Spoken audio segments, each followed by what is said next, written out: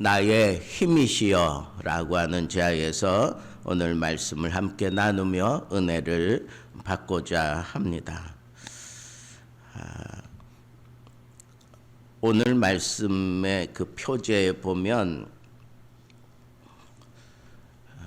사울이 사람을 보내어 다윗을 죽이려고 그 집을 지킨 때에 이 시편이 작성되어 있는 것처럼 그렇게 얘기하고 있습니다. 살펴보면 사울이 다윗을 죽이려고 한 이유는 딱 하나밖에 없어요.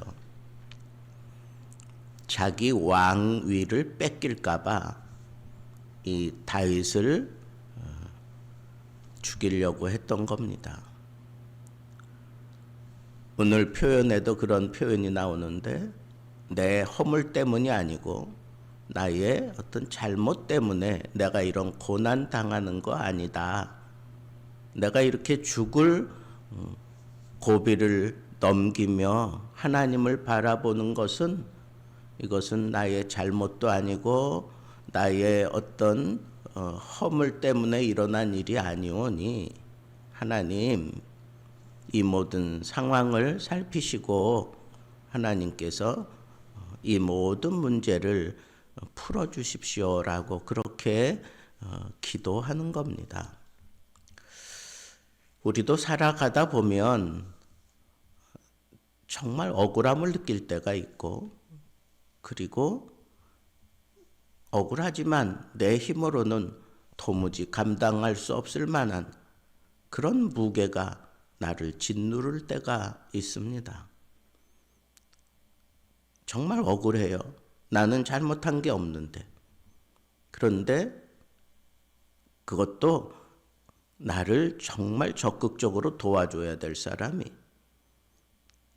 거짓으로 자기 딸을 주겠다고 그렇게 얘기해 놓고 모든 조건이 허락되었는데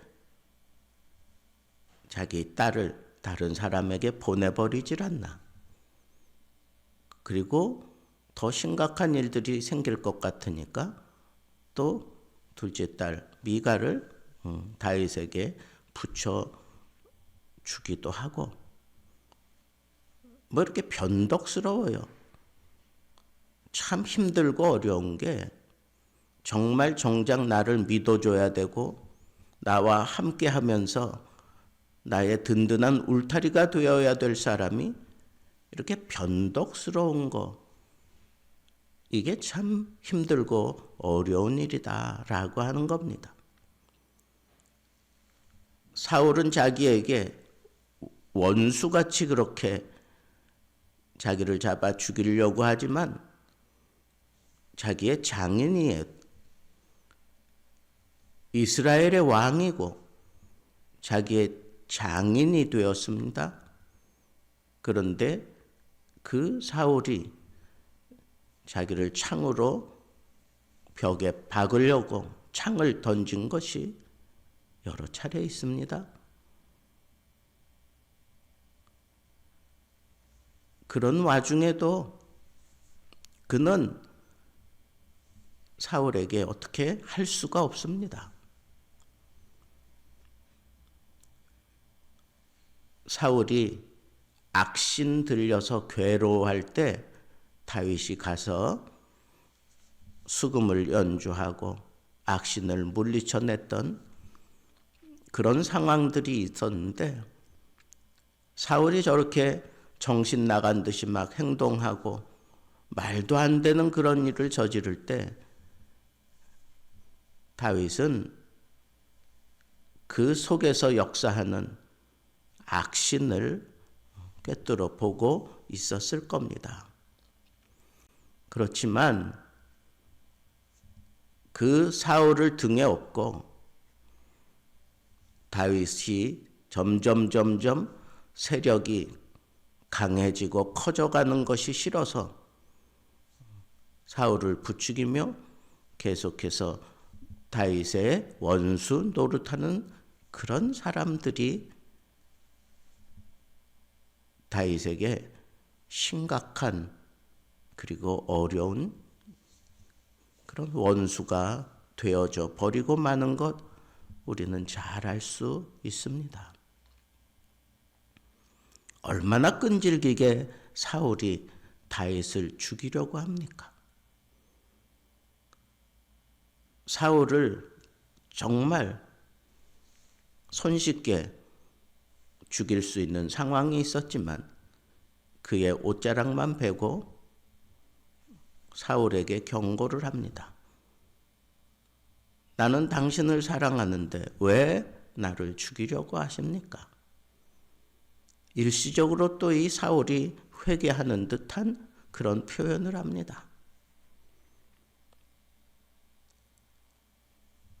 이런 심각한 상황들이 막 벌어지면서 다윗이 그 마음에 이 억울함과 혹은 또 그 차오르는 분노 이런 것들을 어떻게 극복할 수 있었을까 하는 측면에서 저는 오늘 본문 말씀을 들여다봤습니다. 그랬더니 거기 다윗이 이 심각하고 어려운 상황을 극복할 수 있었던 그런 모습 속에 하나님이 다윗과 밀착되어 있는 것을 제가 찾아낼 수 있었습니다. 그래서 그는 오늘 말씀에도 보면 이런 심각한 상황을 해결해 달라고 하나님께 간구하고 있는 것을 볼 수가 있어요. 1절부터 7절에 보면 나를 건지시고 나를 높이 드십시오. 나를 건지시고 나를 구원하십시오. 하는 이런 모든 것들은 이 모든 상황을 건지시고 해결하실 분은 하나님입니다. 라고 분명하게 확신하고 하나님께 이렇게 기도하고 있는 모습을 볼 수가 있습니다. 이게 아주 중요한 겁니다. 하나님께 간구해야 돼요. 이 상황이 정말 힘들고 어렵고 억울하고 괴로운 그런 상황이 생겼을 때 다윗은 언제나 하나님께 간구하는 거예요. 하나님께 간구해요. 또 8절부터 13절에 보면 다윗의 기도가 점점 이렇게 굳어져요. 확신하는 모습으로 굳어집니다. 그리고는 하나님이 내가 간구한 대로 반드시 해결해 주실 것을 이렇게 확신하는 거예요. 하나님을 확신한단 말이에요. 하나님께 간구하고 난 이후에 하나님을 확신하는 거예요. 간구한 대로 하나님이 반드시 이루어질 것을 믿고 확신하는 거예요. 확신하기 때문에 내게 일어나는 이 모든 일들을 다윗은 놓치지 않으려고 아주 철저하게 바라보고 있는 것을 볼 수가 있습니다.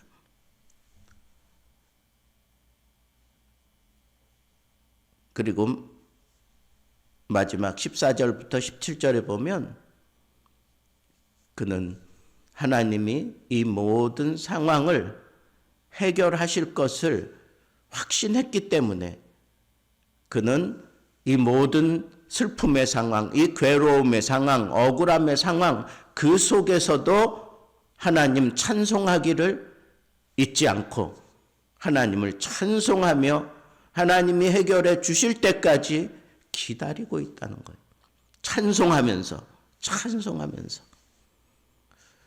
멋지지 않습니까? 억울한 일 많은 세상 살아가고 참 괴로운 일 많이 당하는 이 세상 속에서 제정신 차리고 하나님이 이 모든 상황 속에서 역사하신다고 하는 것을 믿고 내게 억울한 일이 생겼어도 이 가운데에도 하나님의 뜻이 있으리라 생각하고, 그렇지만 감당하기 어려우니 하나님께 간구해야 되고, 간구한 대로 하나님은 반드시 이루어 주실 것을 확신하고 괴로움을 찬송으로 넘기고 해결해 주실 때마다 찬송하면서, 그가 부르는 찬송의 노래는, 그 찬송의 제목은 여호와는 나의 산성이시요 나의 구원자시요 나의 힘이십니다 라고 그렇게 고백하고 있는 것을 볼 수 있습니다. 오늘 우리들이 살아가는 이 세상이 바로 다윗과 같은 억울함이 있고 감당할 수 없는 무게가 나를 짓누를 수 있고, 눈에 보이지만 그것을 내 인간적인 그런 마음, 그것을 풀어내려고 하지 않고 악인은 반드시 스스로 무너지게 되어 있음을 확신하면서 그 악인의 장단에 내가 넘어가지 않고, 저들은 스스로 저주하고 거짓말하는 것 때문에 그냥 자멸하게 되어 있는 것을 내 마음속에 담고 기다리는 거예요. 하나님의 도우심을 기다리는 거예요. 하나님이 역사하심을 기다리는 겁니다. 그 하나님이 내 속에서 나를 붙들어 주실 것을 확신하고 오히려 환난 중에 찬송할 수 있는 그런 멋진 믿음을 가지고 하나님께 간구할 줄 알고 하나님을 확신하고